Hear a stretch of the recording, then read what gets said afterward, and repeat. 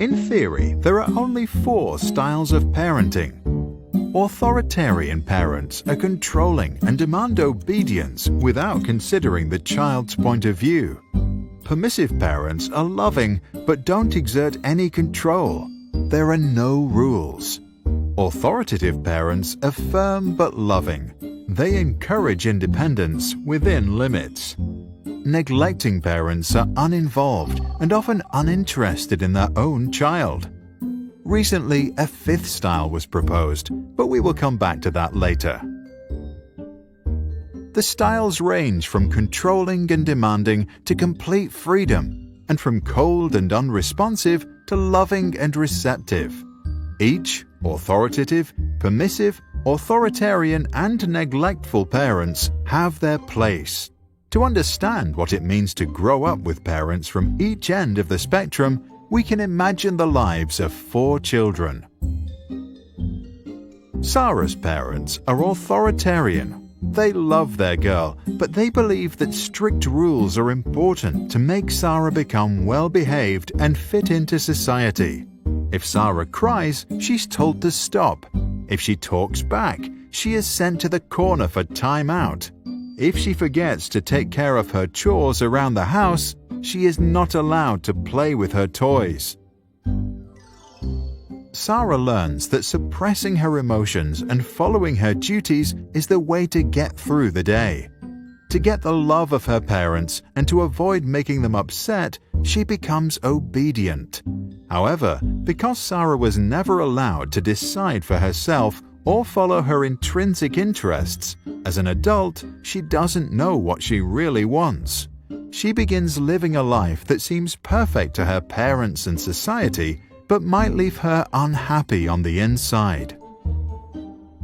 Permissive parents, like those of Peter, enjoy their little boy so much that they believe they should fulfill all his wishes, give him full freedom, and never say no. Peter enjoys full control over his parents and gets whatever he wants. If he doesn't want to walk, he'll be carried. If he wants ice cream he gets. If he wants to play games, he'll be playing them all night. Peter grows up completely without borders and does whatever he thinks is right. He never coped with conflict, and he did not learn to control his emotions. The fact that he always got what he wanted made him a bad loser. As he grows older, he often acts inconsiderate and doesn't know his limits. Arthur's authoritative parents respect their child's needs, but believe that kids need freedom within certain limits. Arthur can freely play, but when he's done, he needs to help tidy up. He is allowed to eat ice cream, but only on Sundays. Screen time is limited to 30 minutes a day. There may be conflict, but the parents listen to what Arthur has to say and then lay down the rules. Arthur learns that some things are difficult, but his parents give him all the support he needs to get through it. He develops the strength to endure hardships and to continue following his interests and passions. In class, he bravely expresses his own opinions in an appropriate manner. During breaks, he can show his emotions and act freely. As an adult, he agrees to rules only after they have been discussed and he feels like he understands them. Neglectful parents are usually not present in their children's life. Nora often feels completely alone in the world.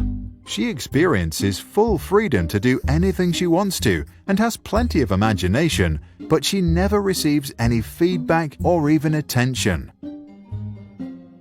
Nora realizes that it doesn't matter what she does because no one cares anyway. The lack of attention leads to a lack of trust in herself and others. She becomes insecurely attached, unable to form healthy relationships, and develops a negative image of herself. To stop feeling unworthy of love, she tries not to feel anything at all. In recent years, over-involved parents who are present in every aspect of their child's life are often referred to as the 5th style. These parents are also known as snowplows. removing obstacles out of their kids' path, or helicopter parents who hover about and micromanage every aspect of their child's life. Since they won't let their children do anything alone, the children can't learn to overcome challenges by themselves. Research infers that these children don't like to solve difficult problems, lack perseverance, and may even procrastinate in protest when something requires a lot of effort.